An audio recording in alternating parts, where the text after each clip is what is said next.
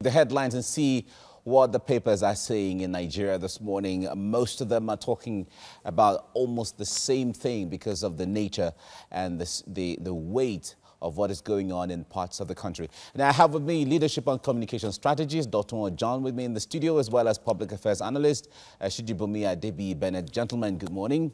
Good morning. And nice Mark. to see you on the Monday morning. It's a pleasure. Right. Let's begin right away from the Vanguard newspaper. That's where we'll start from. Killings, banditry, sorrow in Anambra, Zamfara, Katsina, Rivers, Borno State. And has some multiple riders there giving a little more detail of this as kidnappers, herdsmen, robbers, other criminals go on rampage. It would be ridiculous to say I'm not concerned. President Buhari is quoted as saying that Lagos Fire Service boss, 7 others kidnapped, the police station attacked, 2 cops killed in Kaduna, 5 killed, 47 injured in Maiduguri blast. Federal government orders foreigners to quit mining sites within 48 hours. And 8 killed in Rivers cult invasion.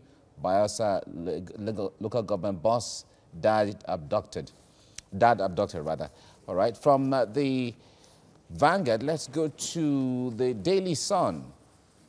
Daily Sun is saying bloody weekend. Suicide bombers killed 5, injure 46 in Maiduguri. 2 policemen, 3 others killed in fresh Kaduna attack. 10 dead, houses burnt in renewed Taraba crisis. Still very sad stories from across the country. From Daily Sun, let's move to The Guardian. Excuse me. Government orders foreign miners to leave Zamfara in 48 hours. Suspends mining activity, or suspend mining after bandits killing of 50. Again, gunmen invade Kaduna community, while criminals may be untamable by police IGP. From The Guardian, let's move now to Blueprint. Blueprint is saying federal government suspends mining activities in Zamfara, orders foreigners to leave in 48 hours, and Nigeria Air Force destroys bandits' logistics base, and 2 cops, 3 others killed in Beningwari, and IGP warns on fake news. That is what the Blueprint is saying. And from there, let's go to the New Telegraph now. Black weekend, policemen, bandits die in wedding ceremony shootout. And 5 killed, 45 others injured in Borno bomb blast. And mother dies as vehicle plunges into Ogun River. And gunmen abduct Lagos Fire Service director, 6 others. Well, that's what the New Telegraph is saying. From there, let's move now to This Day. This Day is reporting federal government goes tough on armed banditry in Zamfara state, gives foreign miners 48-hour quit notice. And Nigeria Air Force fighter planes killed 25 outlaws in air strikes. All right. From This Day, let's move now to Business Day, which is the last paper for this morning. Nigerians binge on dollar savings as Naira devaluation memory lingers. Forex deposits rise 19% in Q4. That's the 4th quarter of the year under review. Okay. Gentlemen, I guess we just have to face the obvious now because most of the stories are talking about activities in Zamfara State, which if you watched, there was a video that went viral of Kadiria, one of a prominent journalist who was expressing her outburst of what was going on or what has happened in Zamfara State. I'd like to start with you, Shijibumi.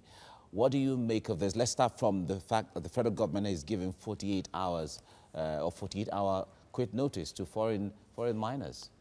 Yes, I also want to start with that because I was trying to establish a relationship between the foreigners that were told to leave Zamfara and the banditry. And banditry. But I think the federal government wants just to assure their security because even from abroad that the president went to, a statement was released that it will now go tough on them. We have the Air Force, you know, bombarding them and trying to flush them out of the different locations. And I think it's high time that we started something serious and we focus on Zamfara. The governor left it too late. I think politics really beclouded his attention and memory at a point in time, because we remember when he said he can resign. He's not the chief security officer of the before the election. He said he was ready to resign. To resign. So, but now we have seen development in terms of the civilian JTF. Yes. 50 were lost and all that. So I think we're getting right to the issue of the 48-hour quit notice to foreign miners. How will this help if we have to look at it critically? If you're a student of history and you study the trend of crisis in Africa, you discover that at every point in time there's always been connect between crisis, especially in crisis zone, and involvement of some foreigners. If you look at what's the name of this country where we have blood diamond, you discover that there was Liberia.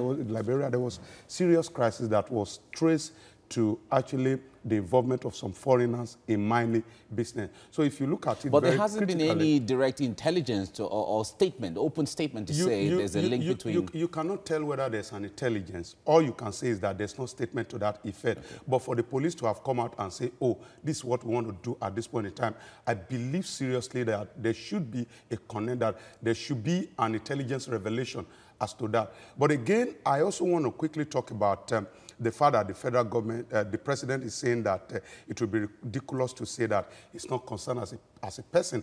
I think those people who think that the president is not concerned are majority of those who believe in him.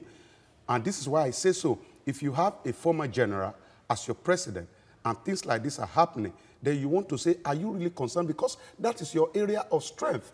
At every point in time, we may want to blame the governor. But we have somebody who's a commander-in-chief of the armed forces. And we have a system in Nigeria especially when they say that some of these bandits are foreign nationals. They are not Nigerians. They are not Nigerians. So especially when you have a Nigeria where system never get to work until you kickstart them.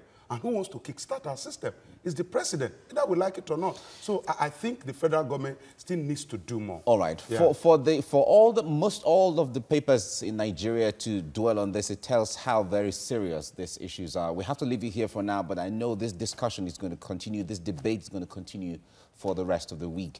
I must thank you very much, Ujibumi, for coming. Thank you very much, Dr. for coming as well. Thank you for having us. Right.